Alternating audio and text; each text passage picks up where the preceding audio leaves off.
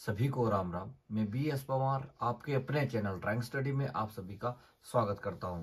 बहुत सारे स्टूडेंट्स के मैसेज आ रहे थे कि सर इंपॉर्टेंट स्केल आप बताइए, इंपॉर्टेंट क्वेश्चन आप बताइए। तो उसके लिए मैंने आपके लिए दो पुराने क्वेश्चन पेपर सामने लाए हैं और इनको देख करके हम ऑब्जर्वेशन कर सकते हैं कि लगभग कौन सी स्केल हमारे को आएगी। फिक्स तो नहीं बता सकते, फिर भी हम जो है वो कोशिश करेंगे।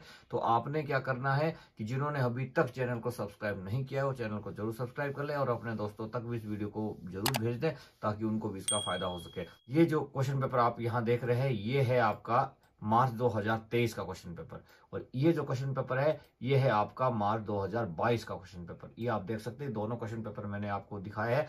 अब यहाँ पे मैं सबसे पहले 2022 में यदि आपको ले जाता हूं तो आपकी ये आप जो है एमसीक्यू के, तो एमसीक्यू तो आपके एक जैसे ही होते हैं सारे। एमसीक्यू तो थोड़ा बहुत ही फर्क होता है वो आपने देखना है। ये हम सेक्शन बी में जाते हैं यहाँ पे और यहाँ पे भी हम जो है वो सेक्शन बी देख लेते हैं आपका 2023 का। और मैं आपको दिखा देता हूँ यहाँ पे ये आपका जो है वो सेक्शन बी हमारा है। इसमें आप यदि देखते हैं तो दोनों में जो है वो बहुभुज के प्रश्न नहीं आए हैं।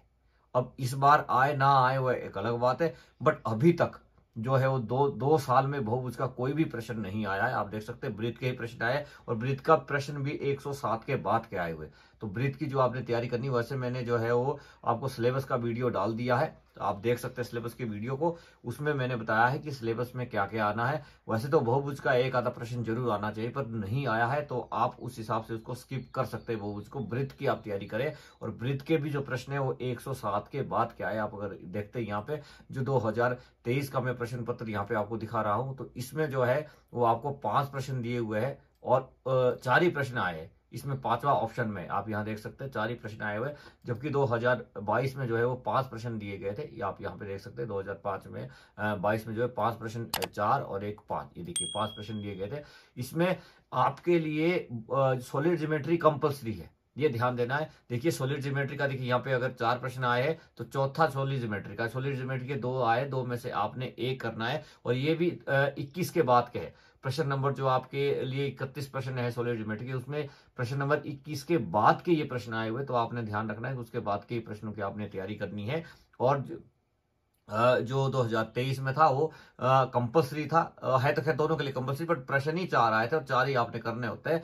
2022 में जो है वो 5 प्रश्न आए थे, बट 5 में 2 प्रश्न जो है वो सॉलिड ज्योमेट्री का आए थे। मीन्स कि आपको एक सॉलिड ज्योमेट्री का करना ही करना है। तो ये फिक्स रखो कि एक सॉलिड ज्योमेट्री आपको आएगा ही आएगा। बहुभुज का कोई प्रश्न नहीं आया था, इसलिए आप ज्यादा उस पर ध्यान ना दे तो कोई दिक्कत नहीं, क्योंकि 2 साल से आ ही नहीं रहा है बहुभुज का, तो हो सकता है इस बार भी ना आए। और वृत्त के प्रश्न जो जरूर आ रहे हैं, तो वृत्त के 107 के बाद के आपने तैयारी करनी है। अब हम चलते हैं स्केल ड्राइंग पे, ज्यादा समय हम नहीं लेंगे। ये जो स्केल आपकी है ये स्केल नंबर 27 आपकी है, ठीक है। तो हमें नहीं लगता कि अब ये आएगी, तो 27 की तैयारी करने की जरूरत नहीं है। अब अगर आप 2023 की बात करें तो 31 32 अब दोनों नहीं आएगी, तो 2 ये स्किप होगी, 31 32 की स्किप होगी, इसकी तैयारी नहीं करनी है। और स्केल नंबर 27 की भी तैयारी नहीं करनी, क्योंकि 2022 में ये आ चुकी है। इसके चांस बहुत कम है, मतलब अब नहीं आएगी, एकदम नहीं आ सकती, साथ साथ नहीं ये स्केल जो है आती है।